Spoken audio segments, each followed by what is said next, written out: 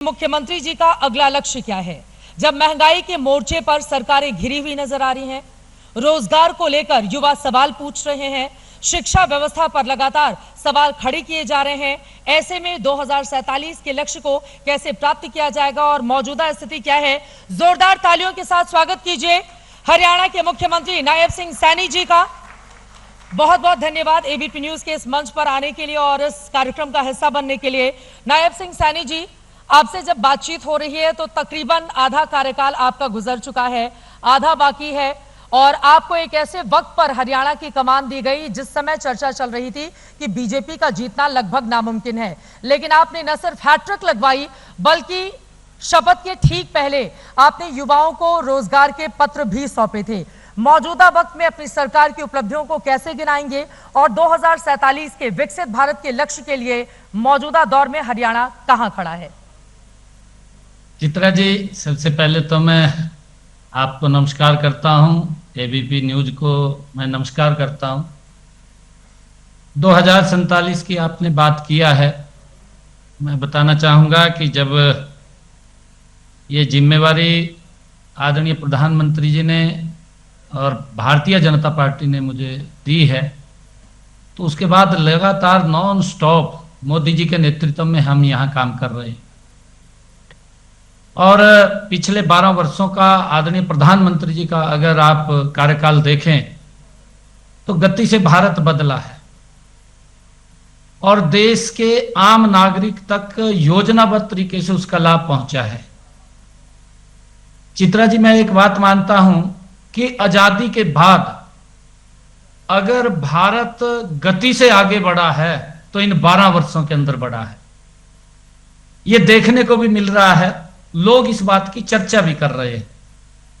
और अगर हम हरियाणा की बात करें, हरियाणा के अंदर भी पिछले लगभग 11.5 वर्षों में गति से हरियाणा बदला है। आदरणीय मोदी जी के नेतृत्व में हमने जो बातें कही, जो वायदे किए, गति से हम उनको पूरा कर रहे हैं। चित्रा जी, मैं आपको बताना चाहता हूं कि हमने जब विधानसभा के चुनाव थे जी 217 संकल्प हमने अपना संकल्प पत्र जारी किया था, 217 संकल्प उसमें लिए थे और मुझे खुशी है हमारा लगभग 19 महीने का ये कार्यकाल हुआ है।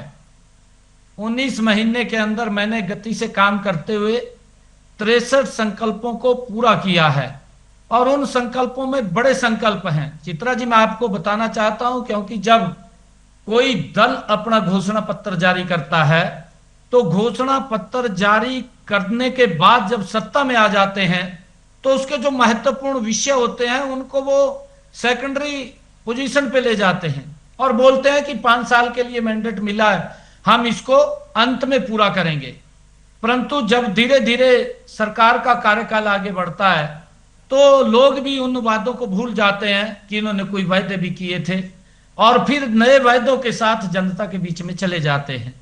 परंतु चित्रा जी, मैं बताना चाहूंगा मोदी जी के नेतृत्व में जो कहा है उसको पूरा किया है जी। मोदी जी ने देश को लगातार आगे बढ़ाने का काम आदरणीय प्रधानमंत्री जी कर रहे हैं और मुझे खुशी है कि हमने वो बड़े वायदे जो लोगों के साथ किए थे हरियाणा के अंदर, एक एक वायदे को हम लगातार उसको आगे पूरा कर रहे हैं। सबसे पहला वादा हमने युवाओं के साथ किया था। मैंने चुनाव चल रहा था, चलते चुनाव के अंदर मेरे पास लगभग 2000 युवा के करीब इकट्ठा होकर के आया और मेरे को उन्होंने कहा कि मुख्यमंत्री जी, क्योंकि मेरा रिजल्ट तैयार था, मेरे को कहने लगे कि हवा इस प्रकार की चल रही है कि शायद कांग्रेस की सरकार आ जाए, आप रिजल्ट निकाल दो, नहीं तो हमें नौकरी नहीं मिलेगी।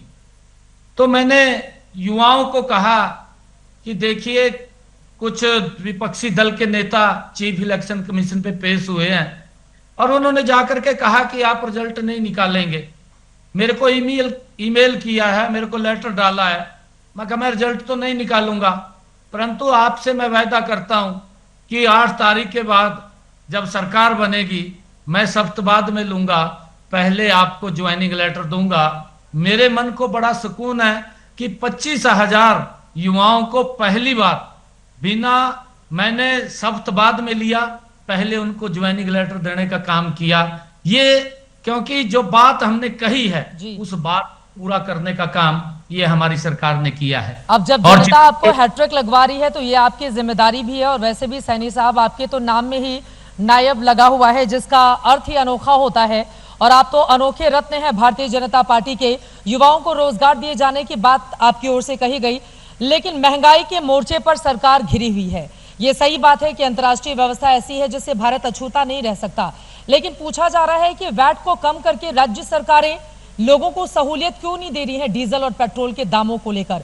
क्या आपकी सरकार महंगाई की दिशा में उसको कम करने के लिए आम जनता की जेब पर ज्यादा असर नहीं पड़े उसके लिए कोई व्यवस्था कर रही है? चित्रा जी, मैं आपको बताना चाहूंगा, क्योंकि आदरणीय प्रधानमंत्री जी के जब ये सरकार चल रही है, इसमें दो बड़े मोड़ आए हैं। एक कोरोना कालखंड आया। कोरोना कालखंड के अंदर भी बहुत बड़ा प्रभाव हमारी देश की आर्थिक स्थिति के ऊपर पड़ा और लोगों के काम भी छूट गए कईयों के, परंतु आदरणीय प्रधानमंत्री जी ने एक योजनाबद्ध तरीके से उनको फिर एक स्ट्रीम लाइन करने का काम वो किया है। और उसके अंदर हमारी जो सरकारें भी थी, राज्यों की सरकारें थी, जहां जहां पर ये सरकारें आदरणीय प्रधानमंत्री जी को फॉलो करने वाली सरकारें थी, वो सरकारें लगातार साथ मिलकर के उस आपत्ति से बाहर निकलने का काम वो किया गया। परंतु चित्रा जी, आज मैं आपके चैनल के माध्यम से कहना चाहूंगा, दुर्भाग्यपूर्ण है विपक्ष की भूमिका। उस कोरोना काल खंड में जब पूरा विश्व उससे पीड़ित था और उस समय के अंदर इन्होंने राजनीति तलाश करना शुरू कर दिया, और अब जब मिडिल ईस्ट की ये बड़ी समस्या आई, ये वैश्विक समस्या है चित्रा जी, ये कोई समस्या यहां की नहीं है। जब दाम बढ़ रहे थे, वो एक समय में प्रधानमंत्री जी ने सभी राज्यों से एक बात कही थी कि आप अपने टैक्सों को कम करें, और वो टैक्स कम भी किए गए। चित्रा जी, आपको ध्यान में होगा, हमने टैक्स कम भी किए हैं, परंतु लगातार की ये समस्या बढ़ रही है, और इससे भारत प्रभावित नहीं है, इससे पूरा विश्व प्रभावित है। और उससे जब इस प्रकार की दिक्कतें वहां आ रही हैं तो कुछ रेट उसके अंदर बढ़े हैं। फिर भी अगर हम वैश्विक स्तर के ऊपर देखें, जहां जहां रेट पेट्रोल डीजल गैस के बढ़े हैं, उस स्थिति के अंदर हमारे यहाँ फिर भी उसके ऊपर बड़ा अंकुश लगा हुआ है मोदी जी के नेतृत्व में, और हम लगातार दूसरा विकल्प भी इसके अंदर खोज रहे हैं। हम ईवी वाहन की तरफ हम जा रहे हैं ताकि डीजल और पेट्रोल के कम दाम, कम खर्चा पड़े, और बिजली की, इलेक्ट्रिक की तरफ हम बढ़ जाएं आगे। तो इसको लेकर के भी पिछले दिनों मैंने लगभग 80 बसें अभी मैंने हरियाणा के अंदर वो अलग अलग डिपो के अंदर भेजने का काम हमने किया है, और उससे पहले भी मैंने कुछ बसें भेजी थी, लगभग 155-60 के करीब बसें हमने इलेक्ट्रिक बसें डिपोओं के अंदर भेजने का काम किया है। और हम आमंत्रित भी कर रहे हैं कि ज्यादा जो व्यक्ति है, आदरणीय प्रधानमंत्री जी ने जो अपील किया था, उस अपील को लेकर के भी हम उसके ऊपर प्रखरता से काम कर रहे हैं ताकि इस खर्चे को कम किया जा सके। और आने वाले समय के अंदर मुझे पूरा विश्वास है चित्रा जी, आदरणीय मोदी जी के नेतृत्व में इस समस्या से भी हम मजबूती से पार निकलेंगे। आपने खुद भी अपनी गाड़ियों की संख्या में कटौती की है, आप भी लगातार सरकारी खर्चे को कम से कम कैसे किया जाए उसकी दिशा में प्रयासरत हैं। चूंकि रोजगार और महंगाई को लेकर ये सवाल पूछे जाते हैं, और मौजूदा वक्त में शिक्षा को लेकर, शिक्षकों की भर्ती को लेकर भी आपकी सवाल इस समय कटघरे में खड़ी हुई है। हरियाणा के सरकारी स्कूलों में 15,000 से ज्यादा शिक्षकों के पद खाली हैं। ऐसे में नई शिक्षा नीति जब लागू होगी तो फिर फलीभूत कैसे होगी, शिक्षा का स्तर कैसे बढ़ेगा, रोजगार इस क्षेत्र में कैसे मिलेगा, इसको लेकर मुख्यमंत्री जी की ओर से क्या व्यवस्था हरियाणा के मद्देनजर की जा रही है? नहीं चित्रा जी, हम इसके ऊपर बड़ी गंभीरता से काम कर रहे हैं। अभी शीघ्र ही 2-4 दिन के अंदर हमारा रिजल्ट तैयार है और वो रिजल्ट निकलेगा। ये जो छुट्टियां स्कूलों की चल रही हैं, हम इसका रेशनलाइजेशन भी कर रहे हैं। कुछ और नए टीचर्स हमारे पास आएंगे, हर स्कूल के अंदर टीचर मिले।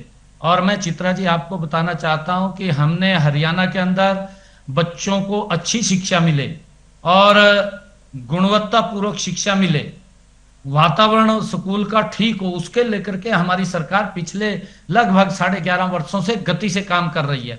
और मैं आपको बताना चाहता हूं कि हमारे हर ब्लॉक के ऊपर पीएम श्री स्कूल है, और हमारे हर 10 किलोमीटर के ऊपर मॉडल संस्कृत स्कूल है। और अब मैंने इस बजट के अंदर जो अनाउंसमेंट किया था कि सीएमई स्कूल, हम लगभग 5 किलोमीटर के ऊपर सीएमई स्कूल, इस जो हमारी छुट्टियों के बाद बच्चों को उसके अंदर एडमिशन होंगे, हमने उसकी पूरी तैयारी कर ली है। उसके अंदर चाहे इंफ्रास्ट्रक्चर की बात है और चाहे अन्य सुविधाओं की बात है, उसको लेकर के हम गंभीरता से काम कर रहे हैं। और हमारी सरकार का ये ध्येय है कि बच्चों को एक अच्छी शिक्षा और नजदीक में ही शिक्षा मिले।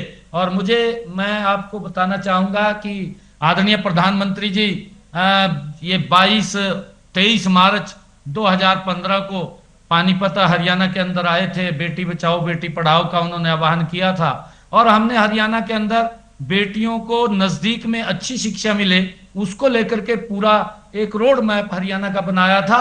हर 20 किलोमीटर के ऊपर इन 11.5 वर्षों में हमने एक एक कॉलेज, राजकीय महाविद्यालय खड़ा किया है, जिसके अंदर 31 महाविद्यालय तो सिर्फ लड़कियों के लिए ही खड़े हुए हैं। लगभग हर 20 किलोमीटर पे जब कॉलेज खड़ा हुआ है तो लाखों बेटियां हमारी अब अच्छी शिक्षा नजदीक में ले रही हैं, जो दूर पढ़ने नहीं जा सकती थी, माँ बाप भी नहीं भेज पाते थे। हरियाणा से ही प्रधानमंत्री नरेंद्र मोदी ने बेटी बचाओ और बेटी पढ़ाओ योजना की शुरुआत की थी, और आप ये बता रहे हैं कि अब काफी ज्यादा प्रगति हुई है, क्योंकि हरियाणा से लगातार जिस तरह की खबरें हम लोग पढ़ते आए वो बेहद दुखद रहती थी।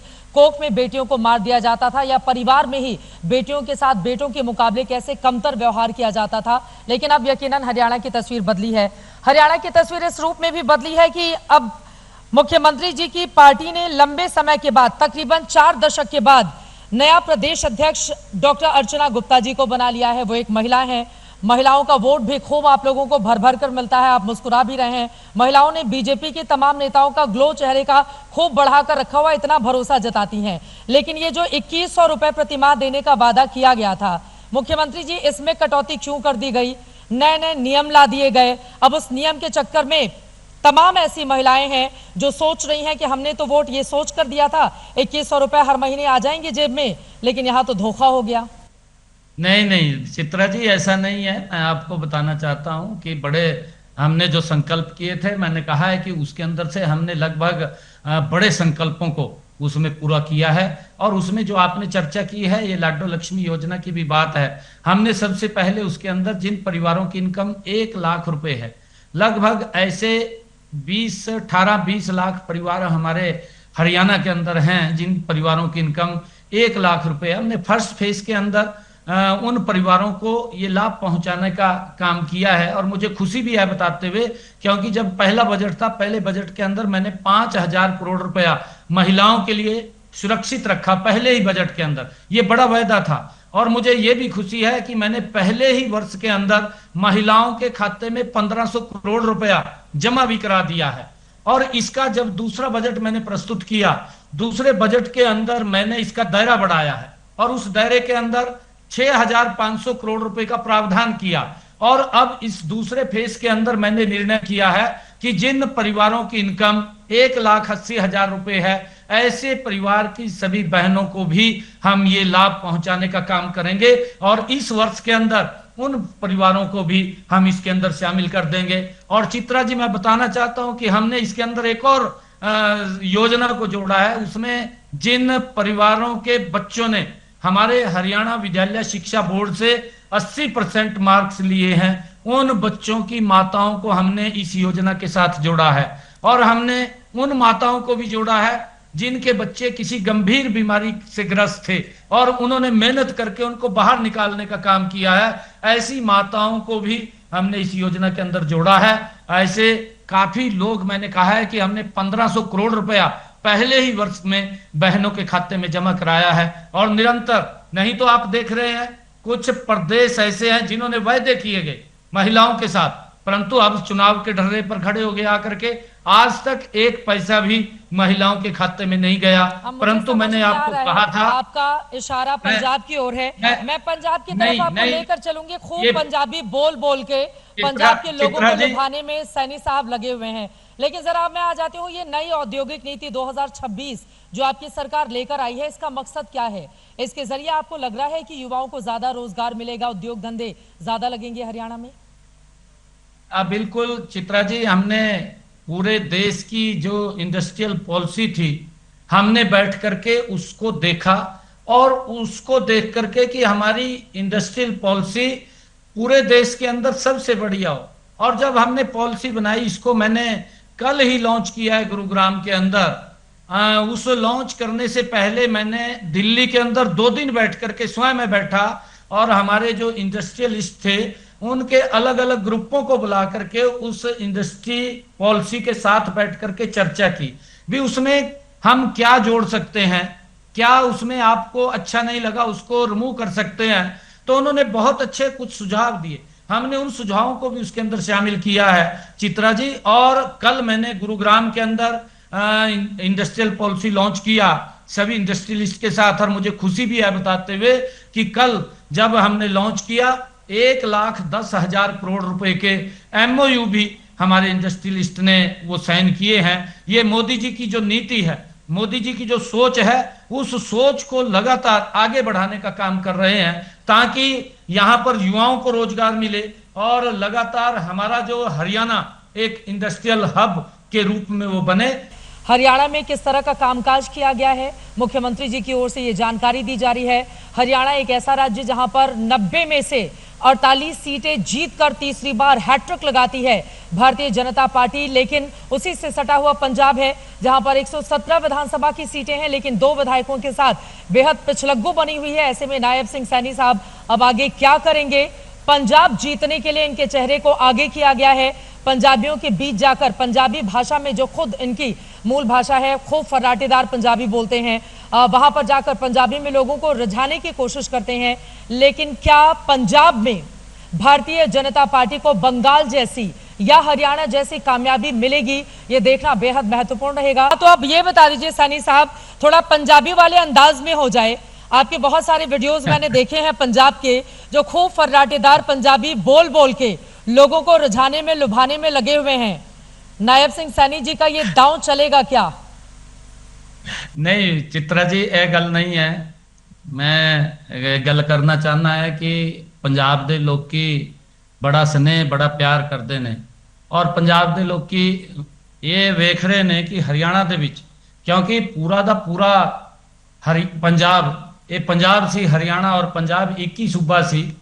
और चित्रा जी, मैं मंचा ते कई बार ये गल कहना है कि साडी छत भी अज भी एक ही है, और साडा बेड़ा भी अज ही एक ही है। असी एक ही छत दे नीचे रहने आ, परंतु पंजाब दे लोकी इस गल दा जरूर वो चर्चा करते हैं कि जेड़ा साडे भरा अलग होया सी वो अज किथे पहुंच गया, असी किथे आ।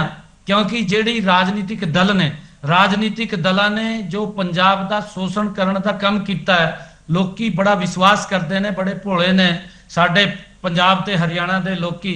वो क्योंकि कांग्रेस ने उन्होंने जो वायदे किए सी उन्होंने पूरे नहीं किए, पंजाब के लोगों ने उन्होंने बाहर का रस्ता दिखाने का काम किया, परंतु केजरीवाल ने आकर के बड़े बड़े वायदे पंजाब के लोगों के नाल एक बड़ा उन्होंने सजाबाग दिखाने का काम किया।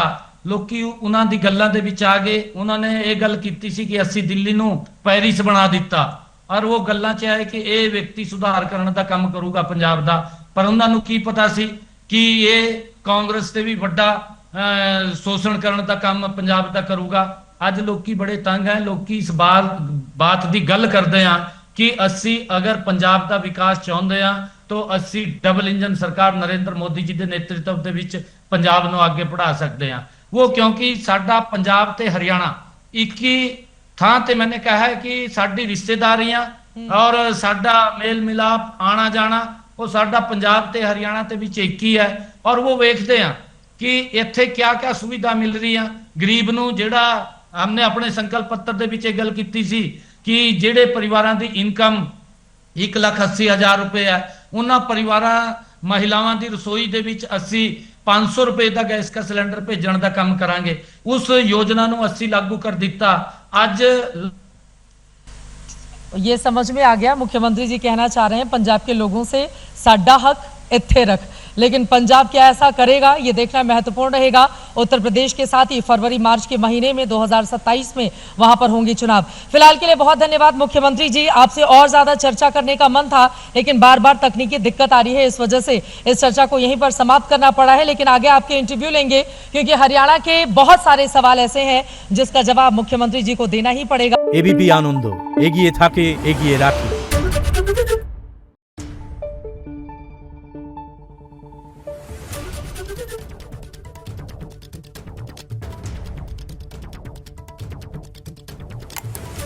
Thank you.